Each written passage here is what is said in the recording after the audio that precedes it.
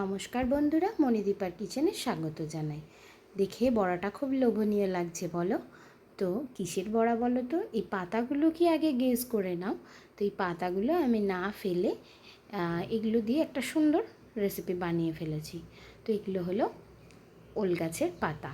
তো ওল তো আমরা খাই, ওলের ডাঁটাও আমরা খাই সবজি হিসেবে। তো পাতাগুলোই বা কেন ফেলে দেবো? তো পাতাগুলো দেখে খুব সুন্দর লাগছিল বলে পাতাগুলো আগে ধুয়ে সুন্দর করে কুচিয়ে নিয়ে একটু তেঁতুল দিয়ে ভালো করে নুন দিয়ে এটা আগে ফুটিয়ে নিয়েছি।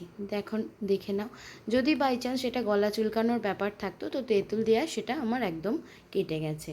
এরপর ভালো করে জল ঝরিয়ে চেপে চেপে জলগুলো বার করে নিয়ে পেঁয়াজ এবং লঙ্কা দিয়ে দিয়েছি এর মধ্যে। আর দিলাম একটু হলুদ, আর বাইন্ডিংয়ের জন্য বেসন 2 চামচ মতন বেসন দিলাম। আর দিচ্ছি এটা চাল গুঁড়ো। অল্প পরিমাণ জল দিয়ে সুন্দর করে একটা মাখো মাখো ব্যাটার মতন তৈরি করে নেব, যেরকম আমরা বড়ার ক্ষেত্রে বা পেঁয়াজের ক্ষেত্রে বানিয়ে থাকি।